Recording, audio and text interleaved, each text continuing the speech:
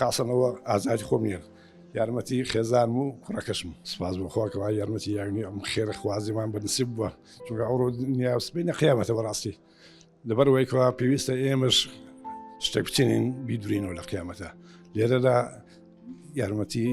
هەموو خۆشەویستان هەیە کە بتوان تەرجیعیان کردم ئێمەژەوە گوێمان دەکا کە دکتۆر بوو بەڕاستی خوا خێری بنووسە قودوەیەکی حەسەنەیە ئەمەش دەبی لە تەرجیعان لە بۆ هەموو خزمە و هەموو کەس و کارێک بۆ دۆمداریشەکەەوە بێمە ئێران بەس ئەمە ئەومان دەوێتەوە بە چاوی خۆمان بەرهەمەکەش ببین ئینشاءالله ئەوە شەی بینکەوە فڕوعی زۆرتر بێتەوە لە سلێمانی و لە کەرکووک و دۆک و فەرقی نیە لە هەموو لایەکی کوردستان سپاسان دەکەم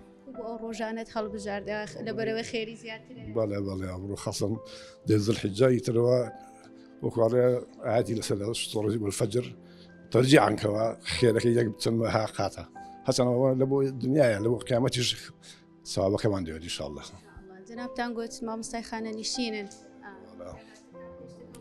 وەڵی تر لە دەمی خۆمان جێڕایەتەوە پێویستەوەش ڕعایر بکەین بۆ خاصەنەوە ئازادی خۆم نییە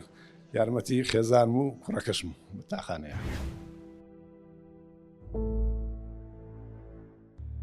میهرەبانی دڵسۆزی و لێزانی